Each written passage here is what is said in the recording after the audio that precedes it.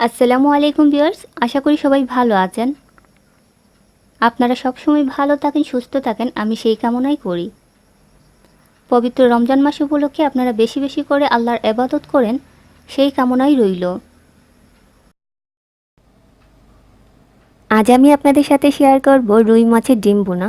আশা করি আপনাদের ভালো লাগবে। আর যদি ভালো লেগে থাকে তাহলে অবশ্যই লাইক দিতে ভুলবেন না। যারা এখন আমার চ্যানেলটি সাবস্ক্রাইব করেননি অবশ্যই করে নেবেন এবং পাশে থাকা বেল আইকনে একটি ক্লিক করে রাখবেন। তাহলে আমি যখনই কোনো নতুন ভিডিও আপলোড করব সাথে সাথেই নোটিফিকেশন আপনার কাছে পৌঁছে যাবে। মাছের ডিম রান্না করতে মাছের ডিম তো অবশ্যই লাগবে। আমি এখানে রুই মাছের ডিম নিয়েছি, আপনারা চাইলে অন্য যে কোনো ধরনের মাছের ডিম নিতে পারেন। এখানে আমি নিয়েছি 2 কাপ পরিমাণ পেঁয়াজ কুচি, 1 কাপ পরিমাণ টমেটো কুচি, হাফ চা চামচ আদা বাটা, হাফ চা চামচ রসুন বাটা, কয়েকটা কাঁচামরিচ আমি ফালি করে নিয়েছি এবং কয়েকটা আস্ত নিয়েছি।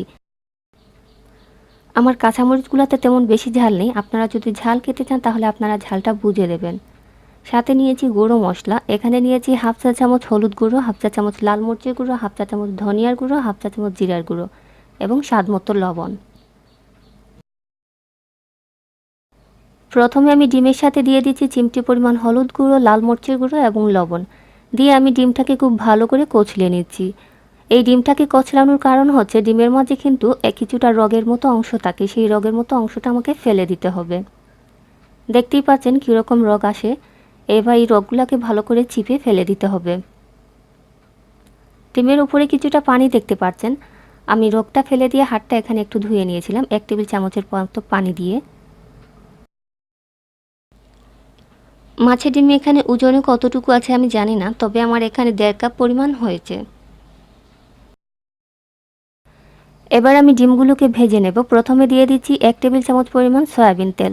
তেলটা গরম হয়ে গেলে এর মধ্যে দিয়ে দিচ্ছি ডিম। চুলার আঁচটা আমার মিডিয়ামই আছে। এবার আমি ডিমটাকে খুব ভালো করে নাড়াচাড়া করে ঝুরঝুরে করে ভেজে নেব।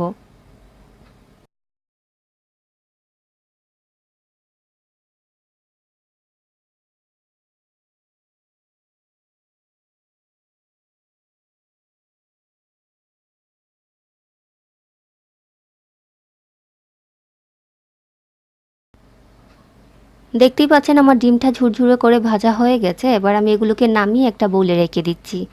নামানো হয়ে গেলে ওই একই প্যানের মধ্যে দিয়ে দিচ্ছি 2 টেবিল চামচ পরিমাণ সয়াবিন তেল। তেলটা গরম হয়ে গেলে এর মধ্যে দিয়ে দিচ্ছি পেঁয়াজ কুচি। আমি এখানে 2 কাপ পরিমাণ পেঁয়াজ কুচি নিয়েছি।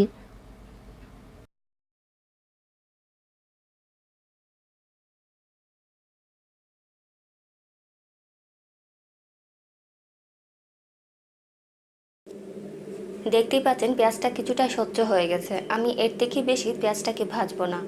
এবার দিয়ে দিচ্ছি হাফ চা চামচ আদা বাটা এবং হাফ চা চামচ পরিমাণ রসুন বাটা দিয়ে এটাকে আমি 5 মিনিটের জন্য পেঁয়াজের সাথে ভেজে নেব।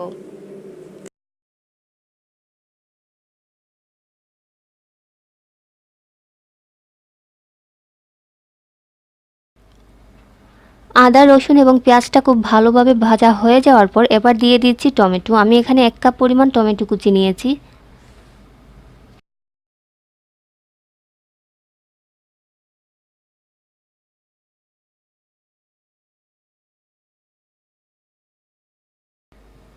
দিয়ে দিচ্ছি ফালি করে রাখা কাঁচামরিচ।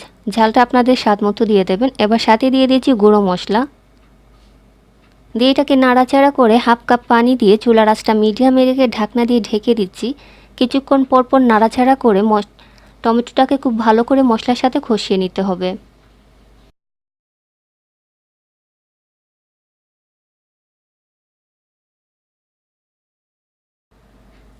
দেখতেই পাচ্ছেন ঢাকনা তুলে আমি এবার মশলাটাকে নাড়াচাড়া করে দিচ্ছি।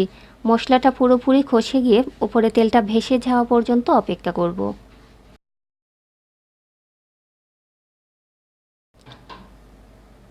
দেখতেই পাচ্ছেন টমেটোটা মশলার সাথে খুব ভালোভাবে খসে গেছে। এবার এর মধ্যে দিয়ে দিচ্ছি আগে থেকে ঝুরি করে রাখা ডিম দিয়ে এটাকে নাড়াচাড়া করে 4-5 মিনিটের মতো মশলার সাথে ডিমটাকে কষে নেব।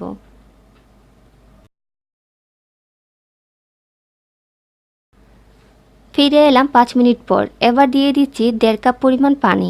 আপনারা যে যেরকম ঝোল খেতে পছন্দ করেন সেই রকমই পানি দিয়ে দেবেন। দিয়ে এটাকে ঢাকনা দিয়ে ঢেকে দিচ্ছি এবং 10 মিনিটের জন্য অপেক্ষা করছি। তাহলে ফিরে আসছি 10 মিনিট পর। এই 10 মিনিট কিন্তু চুলার আঁচটা আমার হাই হিটেই থাকবে।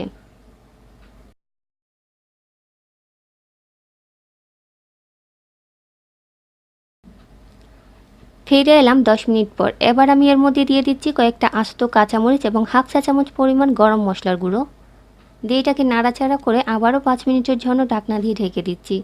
তাহলে ফিরে আসছি আরও 5 মিনিট পর। দেখতেই পাচ্ছেন আমি এখানে 1.5 কাপ পরিমাণ পানি দিয়েছিলাম, পানিটা কিছুটা শুকিয়ে গেছে। এবার আমি চুলার আঁচটা বন্ধ করে দিচ্ছি। আপনারা যদি ঝোল পছন্দ না করেন তাহলে আরও কিছুটা সময় জাল করে পানিটা শুকিয়ে নিতে পারেন। তবে আমি আর শুকাবো না, এখানেই আমি চুলাটা বন্ধ করে দিচ্ছি।